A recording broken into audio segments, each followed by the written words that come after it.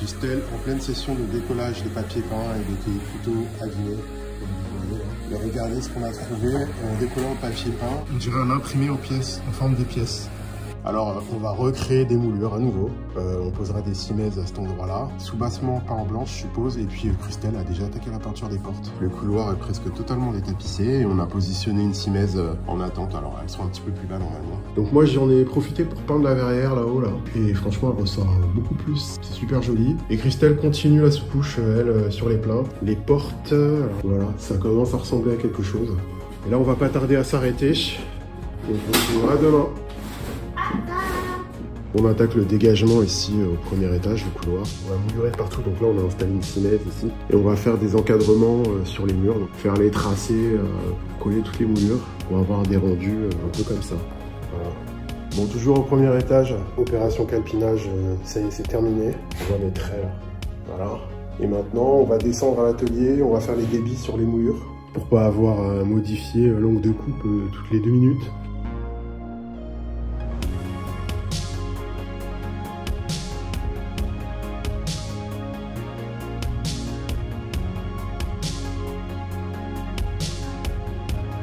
Bon allez, on avance sur les moulures. Alors je vous montre, on vous avait montré le calpinage. Là on l'a fait en off, mais on vient de poser les encadrés moulurés et c'est plutôt pas mal comme rendu. On est même surpris dans le bon sens. Donc il reste ce mur là et puis tous les soubassements là. On a le projet avec Christelle d'installer une verrière juste au-dessus de la porte parce qu'on a une fenêtre et du coup ça deviendra traversant, on aura de la lumière, ce sera plus sympa.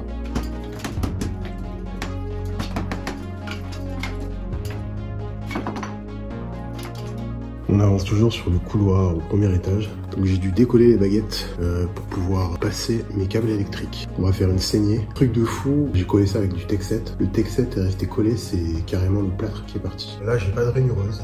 Donc 2 solutions. Soit j'utilise une disqueuse, mais je vais avoir la poussière partout. C'est direct éliminé. Soit j'utilise ma scie à eau pour le carrelage. Mais j'ai envie de tester, on va voir ce que ça donne.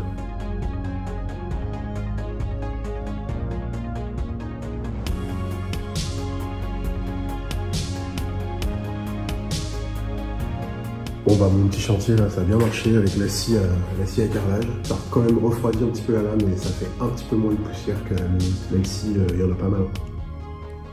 Ensuite un petit coup de perfo et puis là j'ai mis une gaine de 16 et puis ça passe nickel. J'ai un peu merdé là, j'ai fait un petit trou de l'autre côté que je vais pouvoir rattraper facilement. Mais je vais faire mieux à la deuxième saignée juste là. Bon allez ça y est c'est fini. Gaine 2 posée.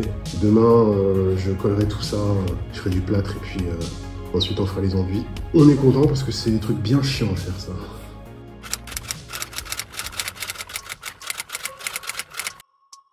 Bon, j'ai bien les boules. La scie à eau n'a pas survécu au rainurage dans les murs. Voilà, c'était prévisible, mais bon, j'avais pas de solution sur le moment et j'ai trouvé ça intelligent, mais non, en fait.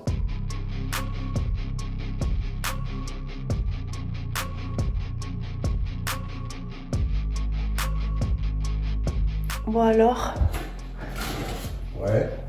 Comment ça avance? Je suis en train de maçonner au-dessus de la verrière. Bon, maintenant on a intégré un poste de fenêtre là au-dessus de la porte des WC. Mais là déjà qu'on ait un peu d'intimité dans les toilettes, ce serait pas mal, non? Parce que là si tu chantes dans les WC, on entend tout. Allez, première passe d'enduit.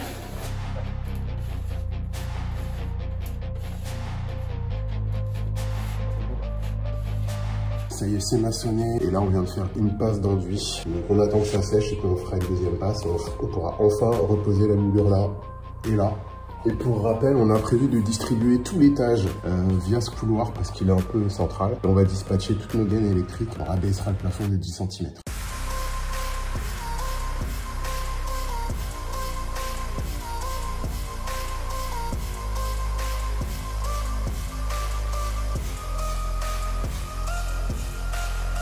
Bon, j'ai enfin terminé les moulures dans le couloir. Comme vous avez pu le voir, je ne me suis pas embêté. J'ai tout collé avec du X-Seal de chez Texet. Pas de clous, pas de vis et surtout, on peut ajuster s'il y a des soucis. L'étape d'après, quand ça va être sec. Joint acrylique. Donc là, c'est pour faire les jointures parce que nous, on a les murs pas forcément droits. Là, regardez, je vais vous montrer sans jointure.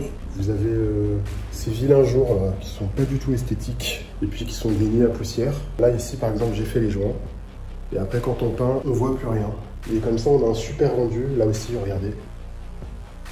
Et là, j'ai pas encore fait le joint. On vient juste de la coller, celle-là. C'est moche parce que le mur n'est pas droit, on est dans la rénovation. Il y a des petites parties à penser et ensuite on commencera par une couche d'impression. Donc pour la peinture, on essaie de partir sur l'Ultramax de chez Graco. Pistolet airless, 0 fil, sur batterie, donc on peut monter sur l'escabeau, pulvériser là-haut sans aucun souci.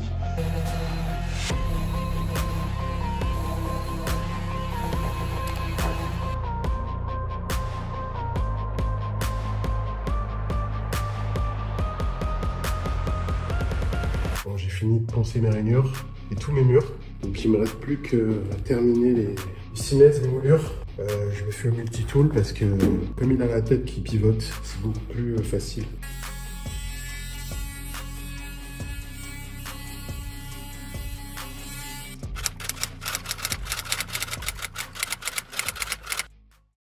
Bon alors on est avec Sylvain qui vient nous faire une petite démonstration du pistolet airless.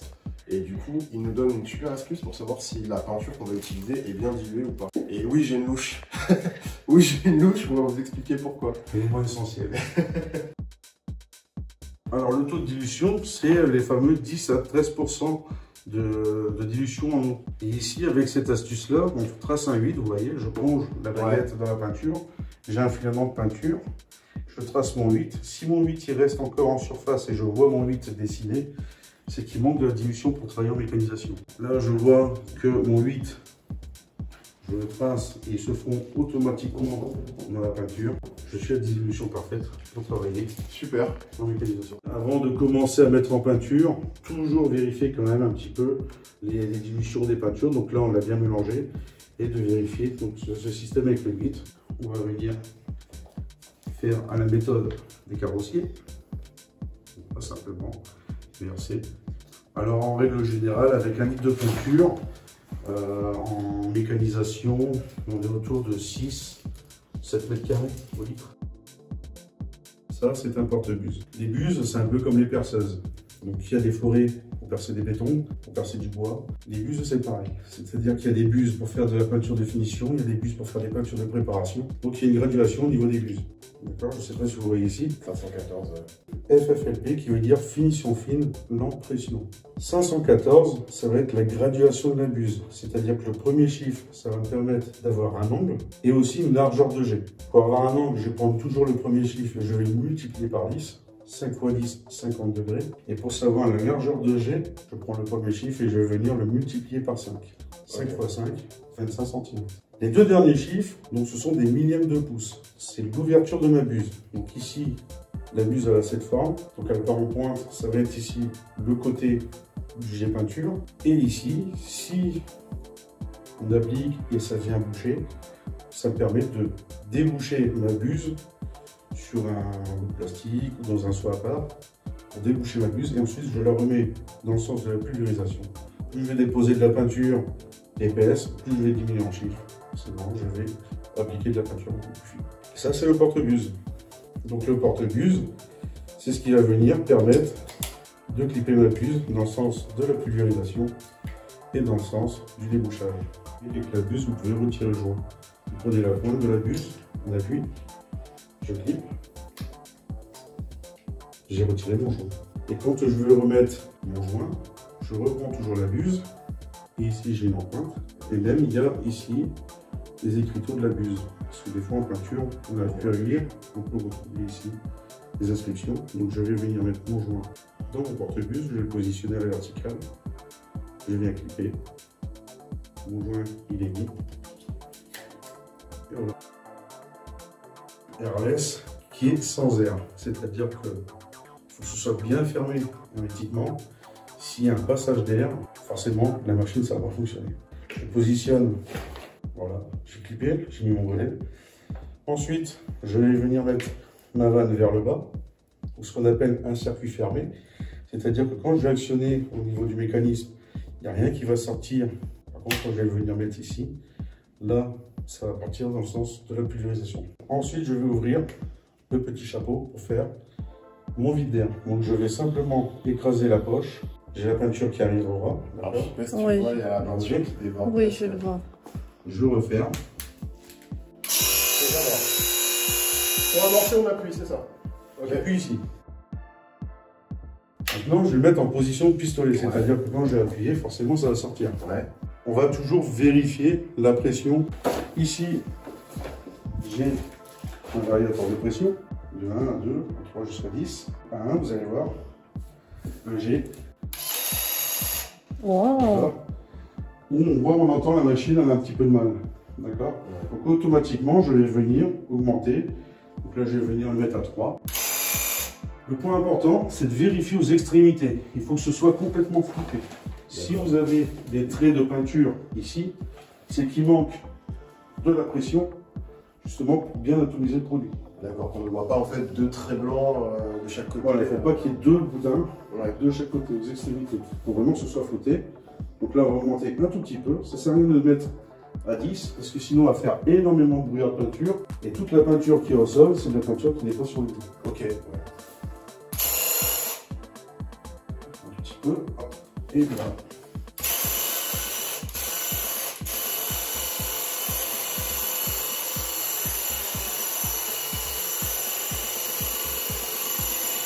Tu veux essayer? Oui. En haut, en bas, en haut, en bas. Vous lâchez la gâchette, vous reprenez. Et vous chevauchez à chaque fois sur les couches intermédiaires que vous avez passées auparavant. Approchez-vous, approchez-vous. Non mais vous. Hop. Voilà. Alors là, ici. Voilà. Et ensuite, c'est parti. Ça passe un petit peu.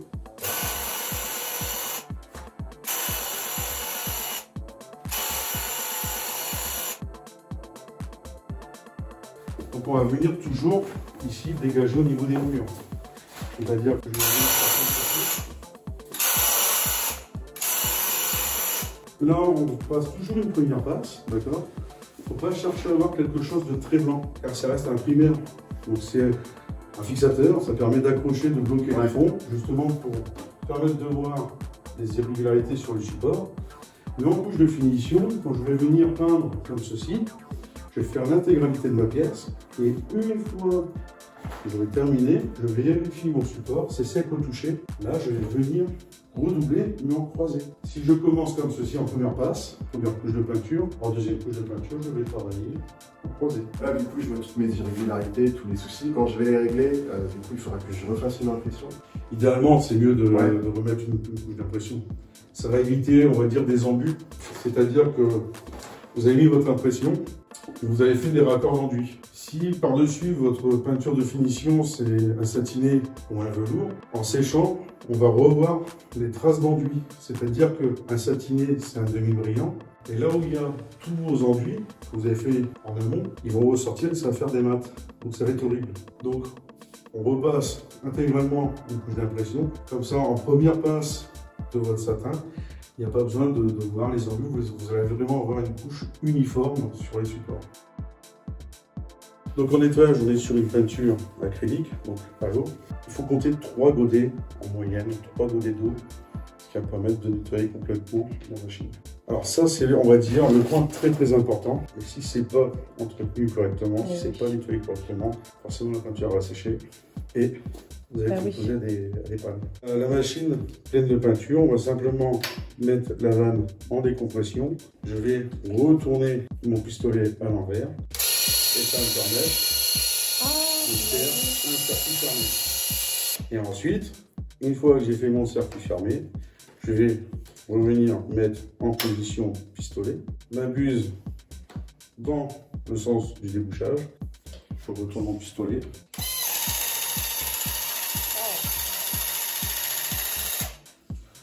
Je le refais en pulvérisation.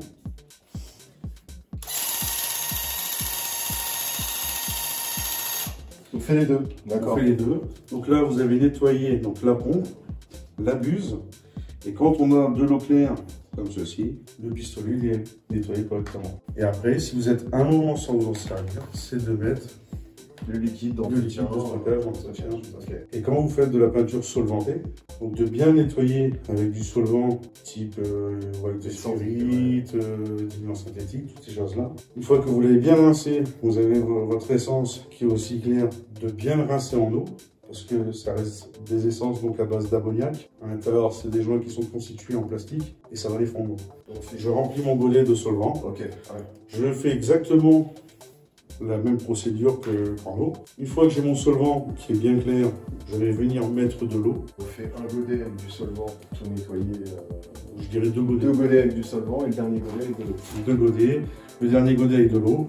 Et ensuite, quand on va venir mettre du liquide de stockage, il n'y a pas besoin de remplir complètement le godet. Je mets un fond de liquide de stockage. Je vais retourner mon pistolet à l'envers pour amorcer mon liquide de stockage dans ma pompe.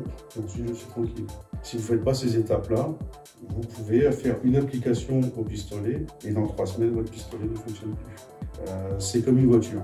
Ça nécessite de l'attention et de l'entretien. Allez, c'est parti pour la peinture.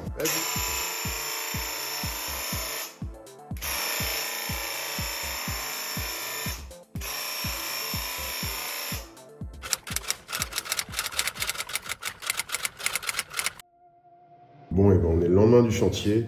Je vous montre un petit peu le rendu. Sur les moulures, bah, c'est nickel. Il n'y a pas une coulure, rien du tout. Donc, rendu très pro. Nous, en tout cas, on est convaincus. Alors, par contre, il faut prendre bien le temps de tout bâcher, tout protéger. Mais on s'y retrouve tout de suite parce que l'application, c'est très rapide.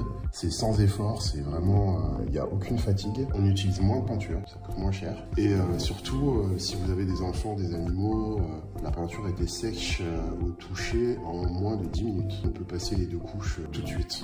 Alors, cet après-midi, on continue de travailler dans le dégagement, c'est-à-dire le couloir du premier étage.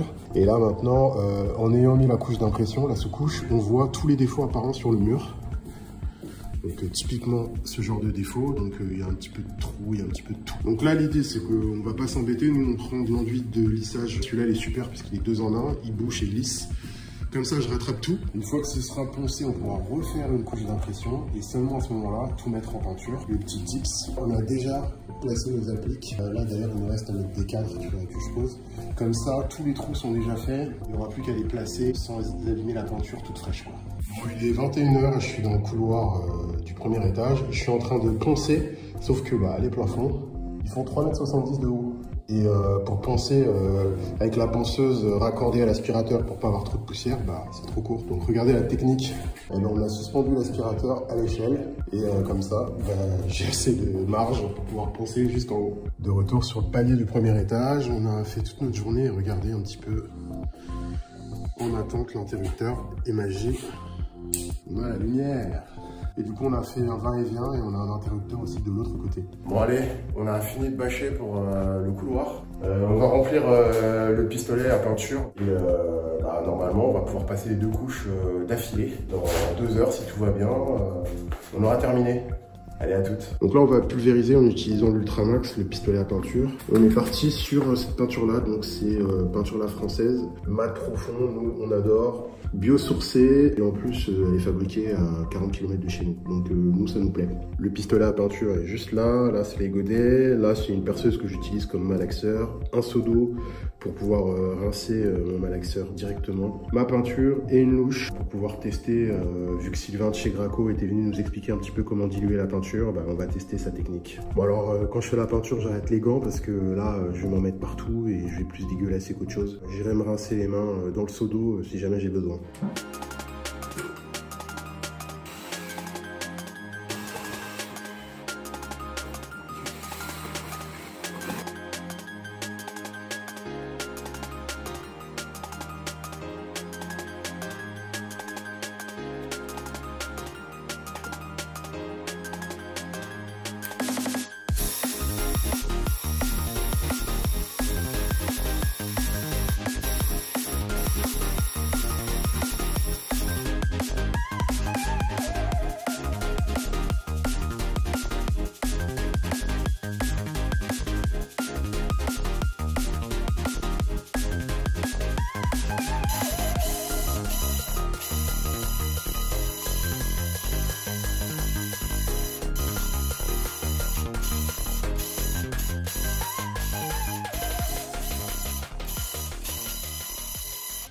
Bon, session peinture sur tout ce qui est boiserie. Et Christelle est en train de passer la première couche de peinture. On a déjà passé de la sous-couche. Ça va mon amour? Ça va bien. Ouais, ça commence à être sympa. Hein. C'est une peinture qui est différente, qui est pour le bois. Et on va l'utiliser sur la verrière là-haut, sur les contours de porte, sur celle-là aussi, là, qu'on est en train de retaper. Normalement, ce sera fini pour cette pièce. Il nous restera juste le faux plafond, mais on a encore besoin de le laisser ouvert vu qu'on a encore plein de câbles à passer.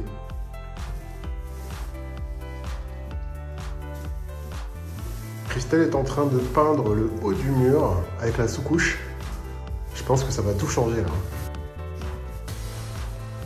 Bon alors, on a fini la peinture, on a bien avancé sur la double porte. Donc là, c'est le moment de remettre notre tringle à rideau derrière cette porte.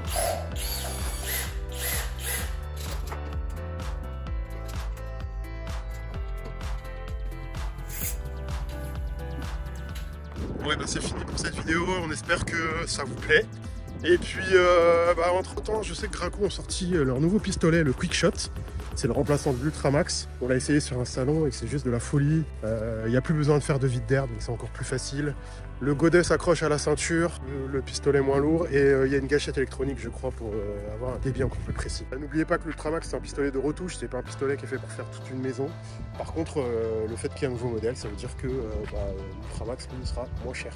Donc voilà, ça peut être intéressant, les petites décotes, c'est comme sur les voitures et les téléphones. On vous dit à très vite, à plus, ciao!